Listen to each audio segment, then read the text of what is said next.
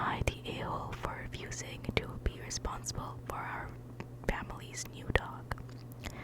So after years of insisting, my parents are adopting a dog as my sister's 15th birthday gift. For the longest time, I, female 18, have been hard against it, while our parents have both been very neutral. But it seems like they finally decided we've lived pet-free for long enough. Now, I never liked pets one bit, but this goes especially hard for dogs. I'm not gonna delve into why, I just don't like them. It's nowhere near being outright hatred, yet it's strong enough for me to be a little angry about this decision. So ever since our parents confirmed they were indeed going to adopt a dog, and a baby one at that, I have made it clear as day that I wasn't going to impede them from doing so, but they shouldn't expect me to be responsible of taking care of it. Do not rely on me on taking it for walks, cleaning it, feeding it, etc., unless there was absolutely nobody else available when needed. That's it. If my sister wanted a dog badly enough to insist for several years, then most of the work should fall on her. With little going to our parents for letting it happen, not on me, who expressed my disapproval from day one. My sister is telling me that I'm being overly harsh for no reason, that after a few days I'm gonna grow a soft spot and start going along with our new family member. But I'm having none of it, which caused her to get quite mad at me over the matter. Am I the a-hole? Edit, my god, all these people saying, oh, you're an adult, just move out. I turned 18 in February. I'm in college and studying industrial engineering while training martial arts 4 to 5 times a week. Y'all think I can, with that little time, have just go out and add depending entirely on myself to my list of responsibilities? My parents straight out said we'll continue to support you throughout college because I just can't move out yet. Honestly, I don't think she's an a-hole. Not everyone is expected of, liking pets. I mean, they're cute personally, but I'm not gonna hold it against someone if they don't like pets. Like any pets in general, they're a huge responsibility, and I can't blame anyone for not liking that, Also, I don't know why people are being so mean about her being 18 and staying at her parents' house. I don't know, maybe because I'm Asian myself, but it's completely normal for people to stay at home after 18, especially in this economy where people are literally struggling to make ends meet. I'm not surprised that anyone is staying with their parents. It's like, it's either that or you're struggling through life even more. So I have no judgment against people that are living with their parents right now. But yeah, I don't know why her sister is being weird about it. I get that, maybe she feels like her not wanting a pet is kind of making it harder for her. Okay, I had to stop for a bit and fix my camera. I just realized that it wasn't set up correctly, but I'm back. Let me see. I'm on my computer right now. Let me see. Majority of the replies are agreeing that OP is not an a-hole. One person even replied that I have a dog and agree with you 100%. I will say this though, OP is going to become this dog's favorite person ever. It happened with my son. He doesn't have any responsibilities for the dog, but the dog loves him. Like, that's cute, but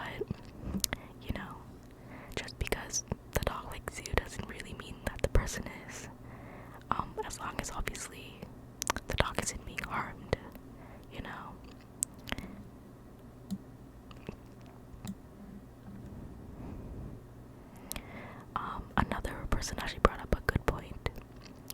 Your only problem was saying if nobody else is available. That's an invitation for boundaryless people to manufacture false emergencies. And someone to that replied, agree, take that back. They can pay for a dog walker, otherwise they will dump it on you with their convenience. I do agree with that. There are a lot of people out there like that who will take something like that and take advantage of you for like casual reasons. And it's, if you want to make boundaries, you gotta make them strong. So they can't just push through and try to find like a loophole to make you take care of that dog. Another person under the reply said, nope, not an a-hole. I adore dogs and I have many, but they take a lot of work and dedication, and if you don't want to do it, and if you do not want to do it as you have made it clear, you should opt out as you have done and distance yourself. This is your parents and your sister's deal. 100% agree. Like, I think the overall response to this has been not an a-hole, and people are people are acknowledging that taking care of pets, especially dogs, it's a lot of work. But yeah, let's go on to the next one. Oh, this one is interesting. Am I an a-hole for wanting to sleep in the guest room after my husband repeatedly complained about how I sleep while 27 weeks pregnant? Oh my god. This is already I can already kind of guess where this is gonna go down. But let's get started. For the past week, my 25 female and 27 weeks pregnant emotions have been on a roller coaster ride. On a roller coaster from lack of sleep. 1 second I'm happy, then frustrated, and then I'm crying my eyes out. I genuinely feel like I'm going crazy and I want to scream my lungs out. My husband hasn't been helping. My husband hasn't been helping, and I'm feeling beyond frustrated and towards him. My most recent symptom is swollen feet, pressure on my bladder, and heavy kicking. Trying to sleep throughout the whole night has been impossible. I'm always getting up there every few hours, and falling asleep has been hard. My most recent symptom is swollen feet, pressure on my bladder, and heavy kicking. Trying to sleep throughout the whole night has been impossible. I'm always getting up every few hours, and falling asleep has been hard. I've tried so many things, even letting my husband push me to go for walks. Weightlifting almost every day, nothing has helped. The most frustrating part is my husband. He's a puffy guy, takes up the majority of our bed, and at night is annoying, and I'm the problem. The main issue is that I've been actively trying to correct this and have apologized multiple times. Each time I wake up or go to bed. Each time I wake up or go to bed, I'm on the edge of the bed, completely straight, with the pillow between us to help support my stomach. It's uncomfortable, especially with my stomach growing, and hard for me to fall back to sleep. My breaking point was last night. I was finally about to sleep. He moved and then started complaining that I was too close now. I got so frustrated that I went to sleep in the guest bedroom and cried myself to sleep. I ended up sleeping maybe 4 hours and was completely exhausted this morning. When we got up, I told him that I was willing to sleep in the guest room moving forward. I'm tired of feeling unwanted in my own bed, and it feels like his comfort comes before mine. He started calling me dramatic, saying he never told me to leave the room. I told him that I was trying to find a solution to his consistent complaints, that it was making me feel horrible about myself. I was already not getting enough sleep. Waking up and getting told I was a problem wasn't helping. He then told me that I'm the only one that can control the way I feel. I snapped back that his actions and words made me feel that way. His behavior can affect how others feel. All I was trying to do was find a solution to avoid him coincidentally complaining.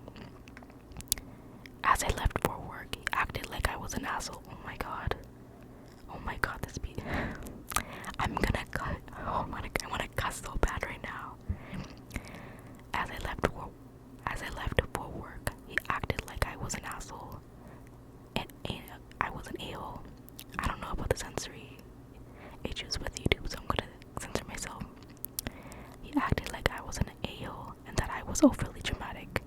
He kept laughing at all of the points I made and acted like this was my hormones. He keeps acting like I'd forget about the whole thing because of my brain fog, or feels bad about my behavior later. I genuinely don't know if I'm just emotional and the a-hole, or if my points are valid. I feel so exhausted and would love an outside opinion. Edit. Thank you everyone for being honest. I wasn't expecting all of these responses. It's been overwhelming, and I'm still really exhausted from lack of sleep. I'll try to reply soon or give an update when I have one. Info: we have a king-size bed. I know a lot of people asked, and this isn't common behavior from him. Let's see. I think OP's husband is the a-hole. Oh my god. If I had a sister whose husband was acting up like this, he would have regretted it. Genuinely, I don't know how I would respond if my supposed husband did this. I'm not married, or I don't have any kids, so it's obviously a dynamic that I'm not familiar with, but I would not be like apologetic like she is. This is insane behavior. Your wife is carrying a baby to full term for 9 months, and you're complaining about sleeping. Oh, poor you. Like, oh my god. Like, men are like, I don't have any sympathy for them, especially when they're treating their partners like this, when they're carrying a child. What the hell? Oh my god. This is pissing me off so bad. One of the replies says, not an a-hole. He is. Enjoy more restful sleep in the guest room. Someone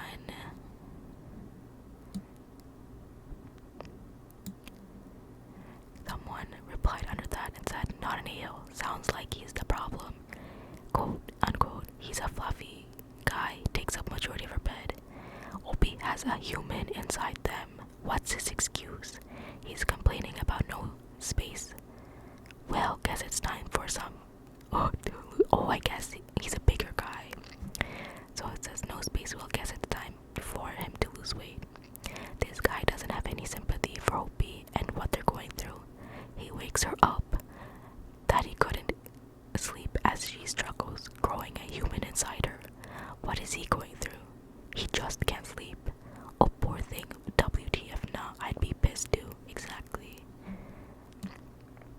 And I guess someone who's actually a dad also replied and said, hell to the note to that. As a dad myself, he can move to the guest room. I slept on the couch because my wife became a furnace and I get night sweats. I did it gladly. I am a fussy, neurodivergent man.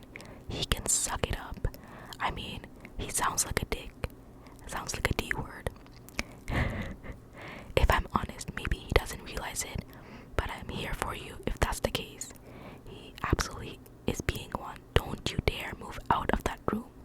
He should be ashamed that he made you feel like you had to leave.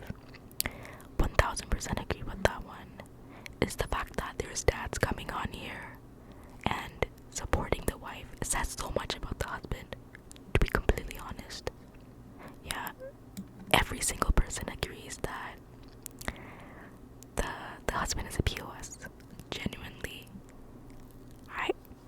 I don't know. I wouldn't. Oh my god.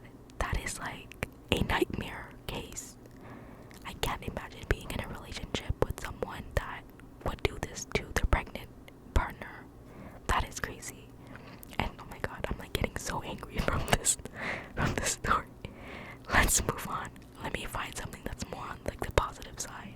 So, as I was searching for the next story, my phone went off again. I promise that I've been looking into a new camera. I know which camera I'm gonna get. So I'm just waiting to buy it.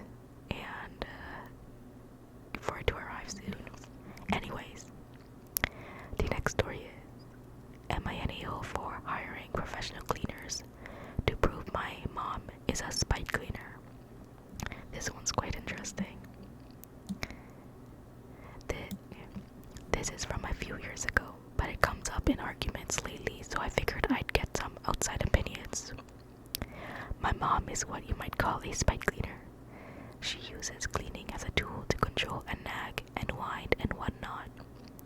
My siblings and I bore the brunt of it. Often she delegated cleanings to a Saturday or Sunday, which we called Hell Day. She would usually go out to buy food for the week, errands, and leave us to it. And it seems no matter what, no matter how much cleaning we did, she was never happy with the result, and the day would end with all of us arguing and upset. Sometimes we would barely do any cleaning since the result was the same. Her complaining, venting to each other outside the house one day. My siblings and I decided to prove she was just complaining for the sake of complaining.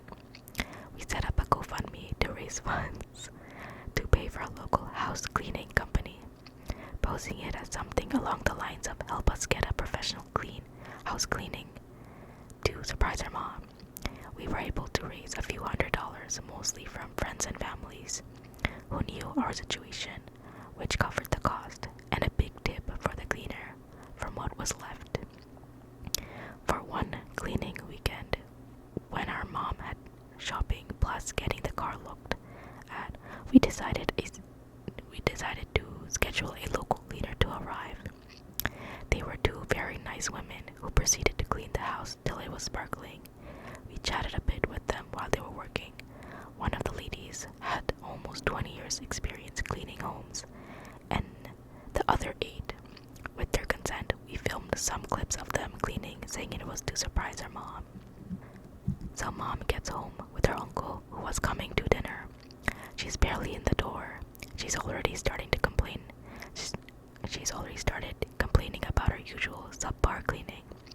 That either my brother, didn't clean the surface well enough, or that my sister didn't sweep one spot.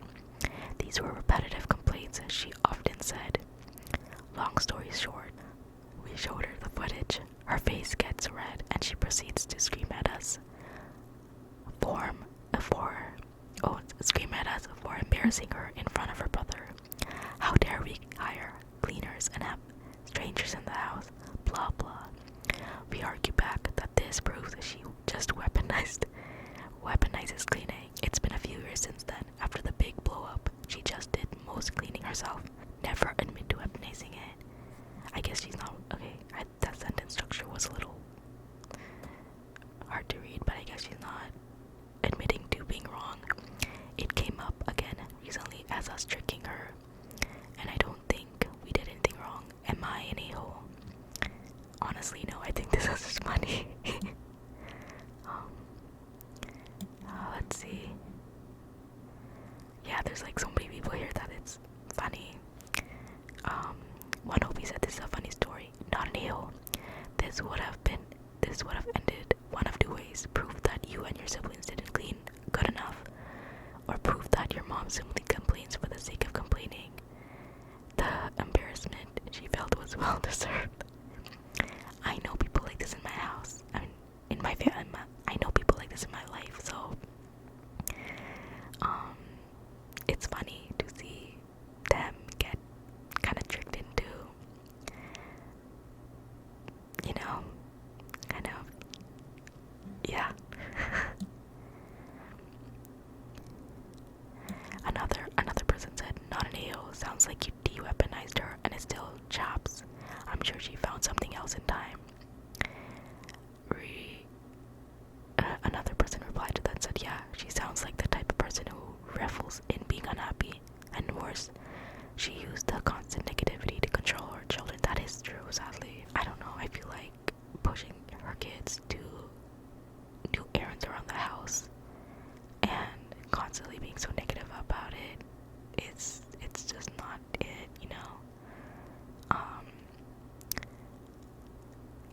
like everyone has errands they do, and if they should be appreciated for it, they're a part of the family. Like, I don't know why some people are like this, but yeah, I thought that was